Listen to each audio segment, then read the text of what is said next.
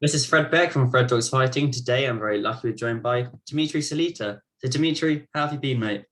Been okay, but we've had a challenging day yesterday with the pullout of Dillian Whyte, a big fight for Otto Wallin. He had a full training camp and was literally on his way to the airport when we got the news that the fight was canceled. We're hoping postponed. Oh man, that must be really annoying, especially when you're on your way to the airport. So what can you tell me about the situation right now, and what do you know about Dillian Whyte's shoulder injury? Well, we've been told that he injured his shoulder. We don't really have any more information than the news outlets, but we've asked to see detailed medical information and detailed medical report to have an independent panel of doctors evaluate and hopefully reschedule the fight. We feel the fight should be rescheduled, and the winner of that fight should be ordered to fight Tyson Fury next. We don't feel that Dillian Whyte should have the choice of skipping over Otto and going straight to Tyson Fury. Obviously, injuries happen in training. It's obviously a bit unsettling to, with all the things that have been going on with Dillian Whyte saying that he could pull out of the fight with Otto Wallin and fight go straight to Tyson Fury, but he's going to do it because he's a real fighter and something along those lines. So, different rumors sprawling around the boxing world. We just hope that the WBC does what it feels is right and gives the boxing fans what they want to see and I think that's going to be great for the sport of boxing, and it's going to be a great fight. Even with this controversy, has gained even more momentum. Yeah, I'm sure it's great promotion at the end of the day. Views are views. Do you know if that will be the case though? Say Dillian Whyte fights Otto Wallin, say Otto Wallin wins, will then he be mandatory for Tyson Fury? Do you know if that's certain? Well, a couple of weeks ago, the report was from WBC was that the winner of the Dillian Whyte versus Otto Wallin fight is going to fight Tyson Fury. So that seems to be the case, and that's what we want to happen. I feel that that's a fair decision.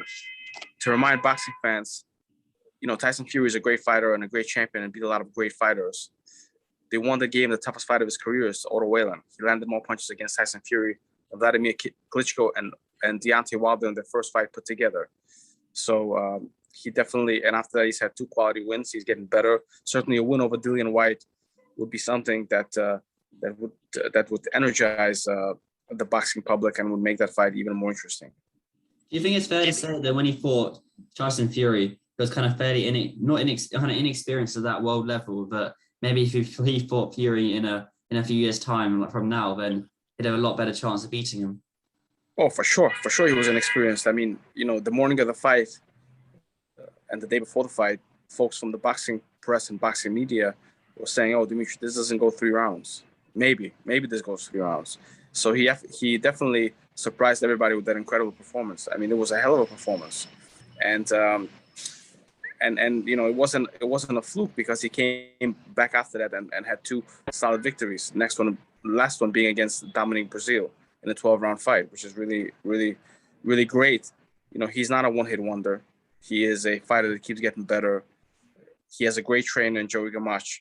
He puts in the work. He's a very disciplined, clean-cut, great guy, someone that deserves to be heavyweight champion of the world. And a fight with Dillian Whyte is something that he was looking forward to. He put in a full training camp. And the fact that this fight got derailed the way it has just leaves a bad taste in one's mouth. But if it gets rescheduled, then everything will be great. And we'll look forward to doing this again. Yeah, I'm sure. I mean, Joe Gamache is a 2-time world champion himself, and he's a very, very good trainer. And do you have any idea when the fight might be rescheduled to? Well, one of the things that we don't know the extent of Dillian Whyte's injury. That's why we asked for an independent medical test and to be able to look at the MRIs or the scans or whatever tests he had that objectively say what is injured, what muscle is injured, how long it could be injured for, and that then an expert doctor can make an objective scientific opinion of what it is. So the next fight for both guys should be each other, and when it happens, it's up to Dillian Whyte because he's the guy that's injured, he's the guy that pulled out, and we'll do it in January, February, March, April, June, July, August, whatever. But the next fight has to be, from our point of view, Otto Wallin versus Dillian Whyte. Yeah, I'm entirely sure. And was there any thought of getting maybe a replacement opponent at all for this Saturday? There is, yeah, and I've spoken with Matchroom about it, and I've spoken with Eddie about it yesterday and today. But so far, doesn't seem that that they would assist us in that possibility. So I as of now, Otto is not scheduled to fight on the October 30th card. Although it would be the right thing to do, to at least give him some relief of having a full training camp, and getting some work and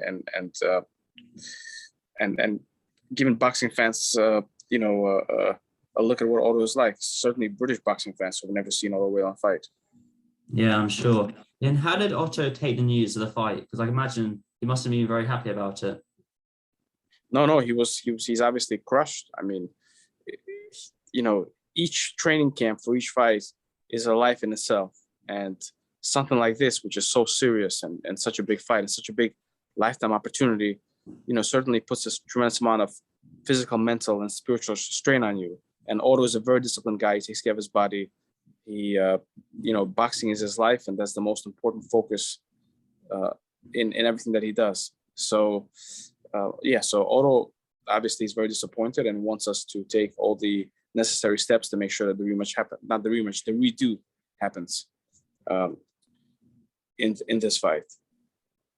And did Otto Wallin find it suspicious at all that he might have pulled out? Well, we've been hearing rumors about him pulling out for several weeks, and Dillian Whyte in one of his interviews said, "I can skip Otto Wallin after the contract was signed. I can skip Otto Wallin and go straight to Tyson Fury, but I'm not going to do it because I can worry about Tyson. I'm a real fighter." And, and all the different reasons he listed why he shouldn't pull out. And then, a couple of weeks goes by and he pulls out. So, injuries do happen in boxing, but just all the different kind of energies that come together for this, make it difficult to accept. However, if the fight is rescheduled, then everything is good and is fair, and we'll proceed with the new date. But I believe that the WBC should enforce their jurisdiction over this fight and do what's right for boxing and reschedule this great fight. Yeah, all I can say to Dmitry is I can't wait. I mean, that fight was kind of a 50-50 match. I was really looking forward to it because I live here in London, so I was thinking maybe I could go and be there live. But anyway, thanks so much for your time though today, Dmitry. I know it's a very short notice, but thanks so much for your time. I do appreciate it. How old are you, my friend? I'm 17. Oh, so I just want to say it's great that you are 17 years old, such a big boxing fan, and put your content out there. Do you have a YouTube channel? Yeah, it's called Fred Talks Fighting.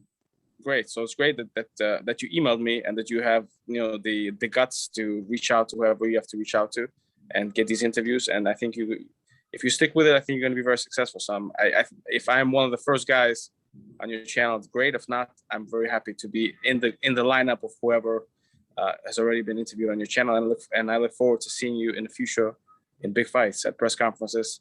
And next time we have a big fight, you call me and let me know, and we'll make sure to get you a good seat and a good position at our event. All right. Oh wow, thank you so much, Dmitry. I think you're my 130th or 120th, one of those two interviews. Oh, amazing. Okay, great. Amazing. So you're doing a great job, man. Very, very good. And so very nice to meet you. And I look forward to your channel being at the top of the boxing YouTube food chain. Yeah, one day. We'll give it a few years and hopefully you'll be there. But thanks so much for your time, Dmitry. I do really appreciate it. Thank you. Okay, take care, man. You too. Thank you.